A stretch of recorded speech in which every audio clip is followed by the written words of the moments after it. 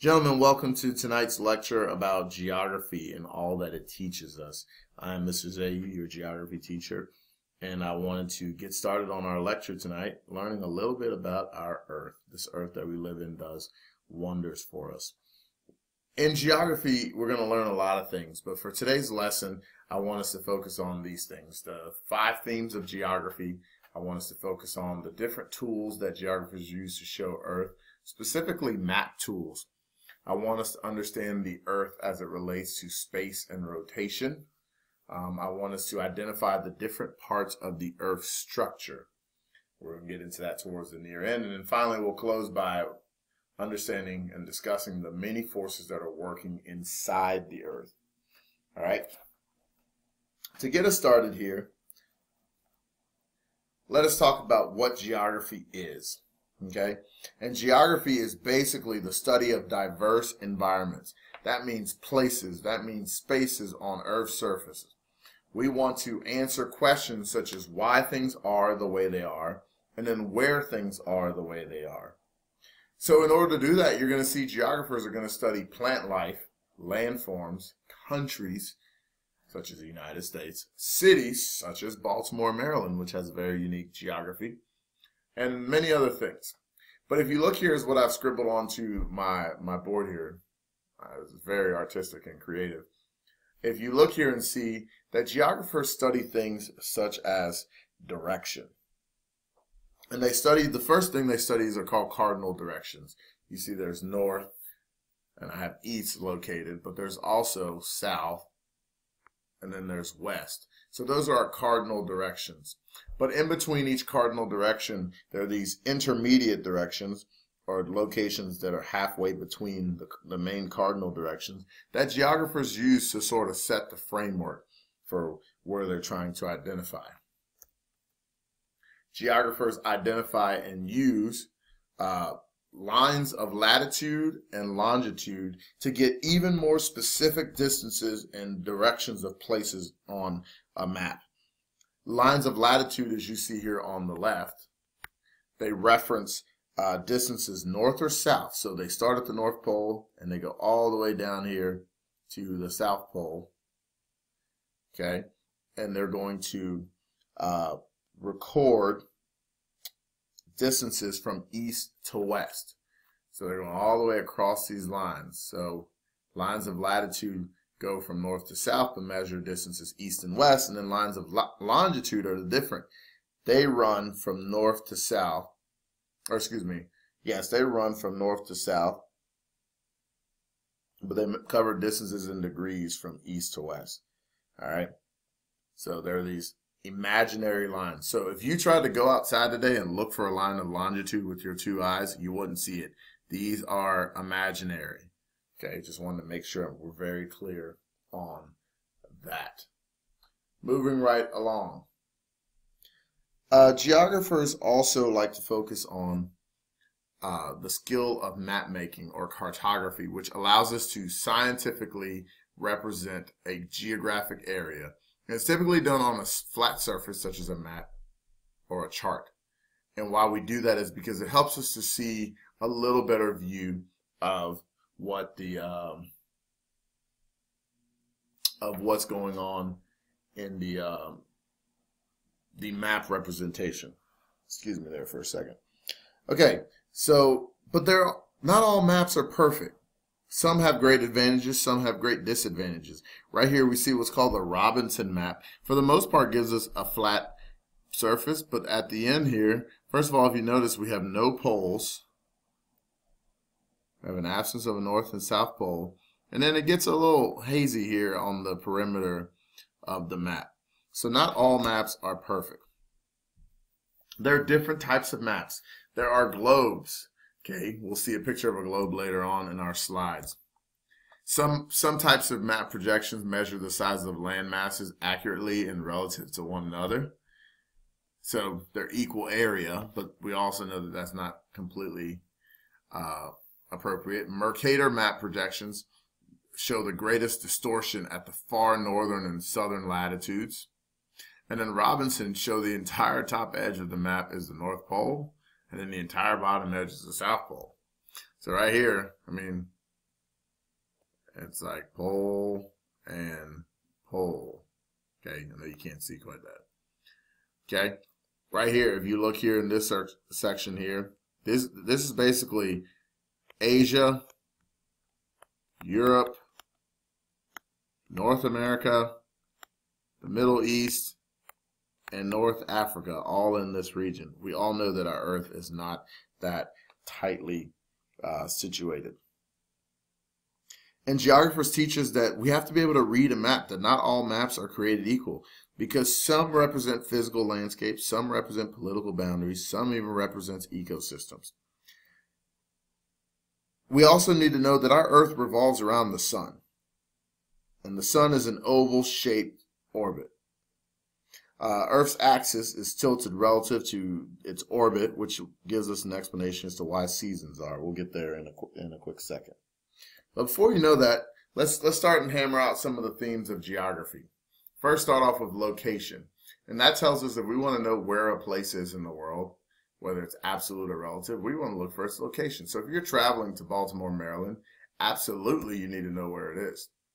And we can find that on a map. We use lines of latitude and we use lines of longitude. So 38 degrees by 90 degrees. I just moved here from New Orleans area, which is 30 degrees by 90 longitude. But if you're not that specific and you want to know in passing how close something is in relation to something else that's more famous, you would use the relative location. So a lot more people are familiar with New York City than they are Baltimore. So if you meet someone and they say, "Where's Baltimore?" and you can say, "Oh, it's about 200 miles south of New York City." And they'd say, "Oh, okay." Same thing. Where's Loyola Blakefield? In Towson. Somebody doesn't know where Towson is, but they know where Baltimore is. You could say, "Oh, it's a few miles north of Baltimore." That would give them a better location. Another theme of geography involves human-environment interaction. All right, so how do we humans and the environment affect each other, right? Here in Maryland, we like the Chesapeake Bay for water, food, and transportation.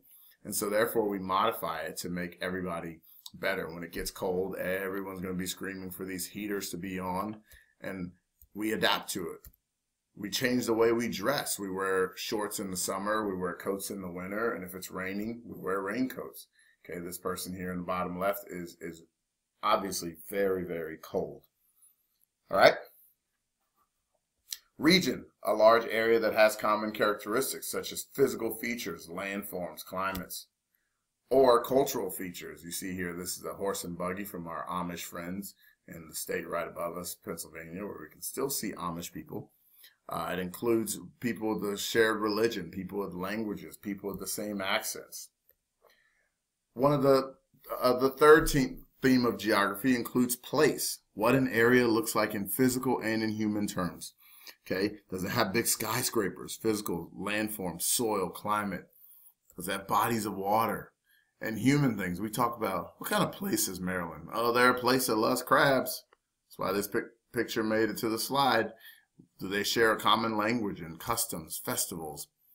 A region, when you look at it, is large. Okay, so Baltimore, it's in the mid-Atlantic. I think that's where it is. Yeah, roughly, that's what you would tell people. Okay, but a place is small. Okay, so Baltimore is smaller than the mid-Atlantic region. How do people get around? This is a question geographers want to know. They have airports. BWI Airport, servicing to stops all around the world. You can take trucks in this area, planes. Do we have access to the internet? Which seems like a foregone conclusion, but there's a lot of part of our world that doesn't have information movement. So geographers want to study how do those folks get information. What about trade? What about migration? Are people moving to certain places? Do people have reasons for conquest or religious freedom? Okay, we'll move past that right there. And all those things affect our human environment interaction. Okay, our Earth is tilted relative to the axis. We have 365 days in its year. But one important thing to note is that the Earth revolves around the sun, and it takes about 24 hours to do so. So some places receive the sun in different increments. Okay, in order for us to stay on the same page, these governments have created what's called time zone. Okay, where one time zone is, we're divided by hours, and there's 24 time zones in the world. Here you see in the United States we have 4 time zones: the Eastern, which we live in, the Central, where I just moved from, Mountain, and then Pacific time zone. Okay, so right now if it's 9 o'clock here, it's 8 o'clock there, it's 7 o'clock there, it's 6 o'clock there. All right, we also see that our Earth gives us different seasons. So right now we're coming near the end of summer in the U.S. But if you look at our friends in South America in the Southern Hemisphere, that's what the SH stands for, they're going through winter right now because the Earth beams on different places at different times of the year. Our Earth has an abundance of resources. Some are renewable, meaning we can recreate them. Others are non-renewable. Probably one of the most vital resources we see here is water. Did you know that 75% of the Earth is made up of water and only 25% is made up of land? Now, of that 75%, we get 97% of that water coming from oceans. So there's only 4 oceans, but they make up the majority of the water that's on this Earth. Okay? Moving right along. And like I said, our Earth is located in an orbit and it's on an axis. So you see here it's very slanted, and the Earth rotation works eastward. Okay, so if you follow this clock here, it works eastward. And it's always tilted. The Earth's structure is made up of the crust, the core, the mantle. Inside here, the inner core, you're talking about 5,000 degrees Fahrenheit temperature with a rocky layer, that the Earth is very, very hot. Right outside of that, you get to this yellow area here called the mantle, which is 3,300 degrees Fahrenheit. And this is going to describe the thin layers of rocks and minerals that surround the mantle. And this is going to be thinnest between the ocean floor. But interesting to note that the Earth's surface is right outside of it is what we call the Earth's atmosphere. It's this thin layer, almost servicing as like a blanket for the Earth. It protects it and gives life-giving oxygen and serves by holding heat from the sun that makes life possible. But the last thing we want to talk about is that not everything on the Earth yields positive results for us. There are many forces that act upon the Earth. Okay, one of these forces are called plates, which are huge blocks which sit on streams of nearly melted rock called magma, and they move. You see here the most famous one being the Ring of Fire, and no, not the Johnny Cash song that your parents may be familiar with, but this is an area in the basin of the Pacific Ocean where a large number of earthquakes and volcanic eruptions happen. Now, I don't want you to think that all these earth forms are bad, because take, for instance, a volcano. What happens with the volcano is that whenever it erupts and lava comes out of the volcano, new land forms. So we do yield positive results from volcano eruptions. We have another process known as weathering. Excuse my beautiful handwriting. Weathering, which is a process of water, ice, or wind removing small pieces of rock that help shape many of the Earth's landforms. Okay, these tectonics shape the parts of the continents, and what we really see here is that you just got to be careful, because a lot of Earth pushes against one another. Earthquakes happen when these plates slide against each other, and they happen at the seams of Earth's crust called faults. And sometimes these things can be devastating. We see natural disasters can be devastating. Volcanoes. We here in Louisiana deal with hurricanes. Hurricane Katrina. People in the Midwest deal with tornadoes.